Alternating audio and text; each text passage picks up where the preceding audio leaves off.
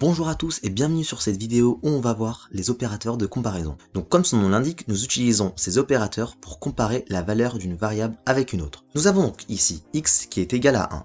Regardons le premier opérateur de comparaison. On veut vérifier si x est supérieur à 0. On enregistre les modifications et on obtient true, c'est-à-dire vrai. Ainsi, le résultat d'une expression qui inclut un opérateur de comparaison est un booléen, donc vrai ou faux. Maintenant, regardons un autre exemple, avec cette fois-ci un supérieur ou égal, et on va changer la valeur de 0 à 1, pour voir si x est supérieur ou égal à 1. Donc évidemment c'est le cas, donc on enregistre les modifications pour vérifier à nouveau. Les autres opérateurs sont très similaires. On a l'opérateur strictement inférieur et inférieur ou égal à 1. Enregistrons les modifications et regardez ce que nous obtenons sur la console. Le troisième élément est donc faux, car x n'est pas inférieur à 1. Il est inférieur ou égal à 1. C'est pourquoi nous avons obtenu un faux ici. Donc ces quatre opérateurs que nous avons ici sont des opérateurs relationnels. Nous avons également des opérateurs d'égalité. Nous pouvons donc vérifier si x est égal à 1.